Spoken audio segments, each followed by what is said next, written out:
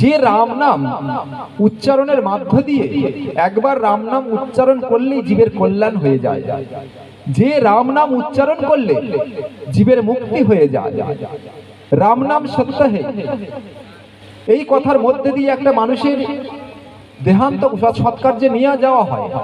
কারণ কি, জগতে একমাত্র সত্য বস্তু হচ্ছে রাম। এই সত্য বস্তু রামকে ভুলিয়ে দেওয়ার চেষ্টা হচ্ছে, তার কারণও আছে, রামকে ভুলিয়ে দেওয়ার কারণও আছে। কিন্তু যারা রাম বলছে তাদেরও কিছু সমস্যা আছে, অস্বীকার করলে চলবে না। এখন কিন্তু দেখা দেখি জয় শ্রীরাম বলছে, কজন বলতে পারে অন্তরের ভেতর থেকে জয় শ্রীরাম? অন্তরের গভীর মন থেকে কজন জয় শ্রীরাম বলে? রামকে ভালোবেসে জয় শ্রীরাম কজন বলে? আমি বলছি সবাই, যে জয় শ্রীরাম বলছে তাকেও বলছি, আর যে যারা বাধা দিচ্ছে তাদেরকেও বলছি। প্রথমে বলবো যে বলছে তাকে বলবো, সে মন থেকে বলুক, যদি বলে থাকে তাহলে সে ঠিক জায়গায় আছে। আর যে বাধা দিচ্ছে তাদেরকে বলবো, রাম যদি কে বাধা দাও তাহলে রামের পরিবর্তে কি আসে? রহিম। তাহলে তুমি কি রামকে যদি বিদায় জানাবার চেষ্টা করো, তুমি রহিমকে স্বাগত জানানোর চেষ্টা করছো।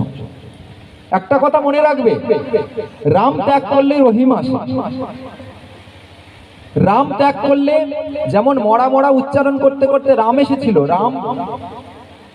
রামের বিপরীত কথাই হচ্ছে, রাম হচ্ছে জীবন আর মরা হচ্ছে মৃত্যু। যে রামকে পরিত্যাগ করে তার জীবনে আর কি আত্মা থাকে না। রাম ইতি রমনে ইতি রাম। রাম কথার অর্থ কি আমি সহজ করে একটু বলবার চেষ্টা করছি। রয়াকার রাম, এই রাম র শব্দে রাধা, ম শব্দে মাধব, আর আকারটা কি? মাঝখানে আকারটা কি? এই রাধা মাধবকে মিলনকারী সেই যোগমায়া। যোগমায়া স্বরূপ হচ্ছে আকার। সেই তিনি মিলন করে দিয়ে তৈরি একটা বিগ্রহ তৈরি করছেন, কি রাধা মাধবকে মিলিয়ে তৈরি হচ্ছে রাম। রাধা ও মাধবকে মিলিয়ে কি তৈরি হচ্ছে না? একটা রামের মূর্তি তৈরি হচ্ছে। এই রাম আকার যেই তুলে দেবো, মিলেমিশে কি হবে? রমণ হবে। আর রমণ কথার অর্থ কি? মেশানো বা রমণ করা। এই জগৎটা রমণের সৃষ্টি হয়েছে। রমে ইতি রাম। রমণ যদি নারী পুরুষ রমণ যদি না করে, এই জগৎ সৃষ্টি হয় না। মিলনের ফলেই এই জগৎ সৃষ্টি। এই জগৎকে সৃষ্টি, সমস্ত প্রাণী কুল উদ্ভিদ কুল এই রমণের থেকে সৃষ্টি হয়েছে, রাম থেকে সৃষ্টি হয়েছে। এই সত্য রামই একমাত্র সত্য বস্তু, একমাত্র সত্য বাক্য হচ্ছে সেই রাম। আমরা যদি সেই রামের অনুসরণ না করতে পারি, রামের তাৎপর্য না যদি বুঝতে পারি, রামের কথা যদি, রাম কি শুধু রাম নাম ধারণ করেছে? শুধু এই রমেতি রাম নয়, এই রাম সাধারণ কেউ নয়, তিনি হচ্ছেন মর্যাদা পুরুষোত্তম ভগবান শ্রী রামচন্দ্র। সবাই প্রেম সে বলো জয় শ্রীরাম, জয় শ্রীরাম। আরো জোরে, আরো জোরে,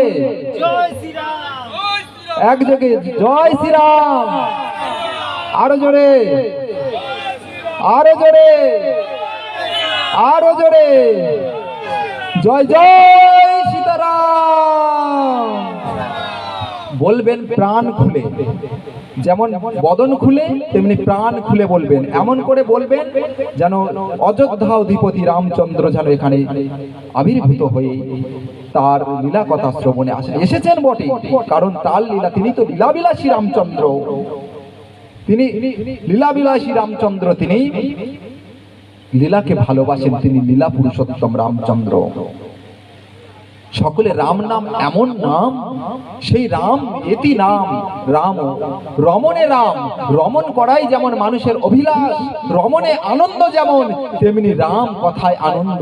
একবার রাম নাম উচ্চারণ করে দেখুন কত আনন্দ। একবার জয় শ্রীরাম বললে যেমন আনন্দ, অন্য কোনো নামে অত আনন্দ হয় না। রাম রাম রাম রাম, জয় জয় শ্রীরাম, জয় জয় সীতারাম। দেখুন, উপলব্ধি, অন্তরের উপলব্ধি, ভিতর থেকে বলবেন, লোকে দেখানোর জন্য নয়, লোকে দেখানোর জন্য নয় জয় শ্রীরাম, ভালোবেসে বলবেন। যদি ভালোবেসে একবার বলতে পারে তাহলে নিজের কল্যাণ হয়ে যাবে, সমাজের কল্যাণ হয়ে যাবে। তাই রামের বিগ্রহ শুধু সাধারণ বিগ্রহ নয়, রাম বিগ্রহ বা ধর্ম, সেটা ধর্মের প্রতিমূর্তি রাম। তিনি একটা ধর্মের মূর্তি। কি ধর্মের মূর্তি? আমাদেরকে দেখিয়ে দিয়েছেন রাম হচ্ছে মর্যাদা পুরুষোত্তম রাম। তিনি কিভাবে মর্যাদা দিতে হয়, সমাজকে কিভাবে কল্যাণ করতে হয়। কিসের মর্যাদা? তাকে মর্যাদা পুরুষোত্তম অন্য কোনো ভগবানকে বলা হয়নি, বলা হয়েছে ভগবান রামচন্দ্রকে বলা হয়েছে মর্যাদা পুরুষোত্তম রাম। কিসের মর্যাদা? না এক স্বামীর মর্যাদা, এক স্ত্রীর মর্যাদা, এক পিতার মর্যাদা, এক রাজা হয়ে প্রজাদের কিভাবে মর্যাদা করতে হয় সেই মর্যাদা, স্বামী হয়ে স্ত্রীকে কিভাবে সম্মান করতে হবে সেটার মর্যাদা, স্বামীর কর্তব্য, পিতা হয়ে পুত্রকে কিভাবে সম্মান করতে হয় সেই পিতার মর্যাদা, সন্তান হয়ে পিতাকে কিভাবে সম্মান করতে হবে সেটা পুত্রের মর্যাদা দেখিয়ে দিয়েছেন। দাদা হয়ে ভাইদের কিভাবে সম্মান করতে হবে, ভাতৃ মর্যাদা। তিনি হলেন মর্যাদা পুরুষোত্তম রাম। তিনি কিভাবে সম্মান দিতে হবে, মর্যাদা কর্তার অর্থ হলো সম্মান। সম্মান যদি না দিতে পারেন, সম্মান পাওয়ার আশা করবেন না। যার যেমন সম্মান তদোচিত সেই ব্যক্তি উচিত সম্মান তাকে প্রদর্শন করতেই হবে। মহৎ মর্যাদা হয় অঙ্গের ভীষণ, মর্যাদা লঙ্ঘিলে হয় নরকে গমন। যদি মহতের মর্যাদা যদি কেউ না দেয়, সাধু সন্ন্যাসী যে আছে তাকে যদি সম্মান না দেওয়া হয়, যদি মর্যাদা লঙ্ঘন করা হয়, তাহলে কি হবে? যার যেমন মর্যাদা, শুধু সাধু সন্ন্যাসী নয়, পিতার মর্যাদা, মাতৃর মর্যাদা, ভাইয়ের মর্যাদা, স্ত্রীর মর্যাদা, স্বামীর মর্যাদা, সমাজের মর্যাদা, প্রত্যেকে যার যা স্ব স্থানে থেকে স্ব মর্যাদা যদি প্রদান করতে না পারে, সে কোনোদিন আর যাই হোক রামের আদর্শ বুকে স্থাপন করতে পারবে না। যদি বলো আমি রামকে ভালোবাসি, আমি রাম নবমী পালন করতে চাই, আমি রাম নবমী করি, আগে রামের আদর্শ মানো, রাম কি বলছে সেই তার কথা মানো। রামকে পুজো করলে রামকে মানা হয় না, রামের বিগ্রহ প্রতিষ্ঠা করলে রামকে মানা হয় না, রাম পূজা করলে, রামের পূজা উপলক্ষে বিভিন্ন উৎসব আয়োজন করলে রাম মানা হয় না, জয় শ্রীরাম বললে নৃত্য করলেও রাম মানা হয় না, রামকে সম্মান করা হয় না। কখন হয় রামকে সম্মান দেওয়া? যখন রাম যে আদর্শ দিয়ে গেছেন, রাম যে কথা বলে গেছেন, রাম যে অবতার গ্রহণ করে সমাজকে যে মেসেজ দিয়ে গেছেন, সমাজকে যে বার্তা দিয়ে গেছেন, সেই বার্তাকে গ্রহণ করাই হলো রামকে মর্যাদা দেওয়া, রামকে হৃদয়ে ধারণ করা।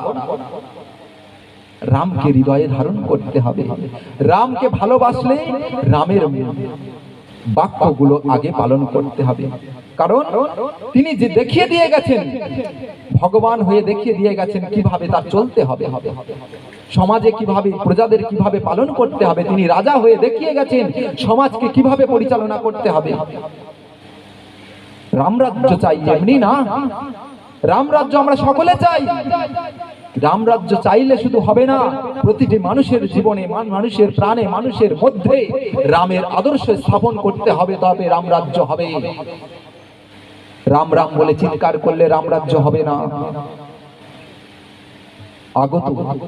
আগত সমাজ আমরা কোন জায়গায়?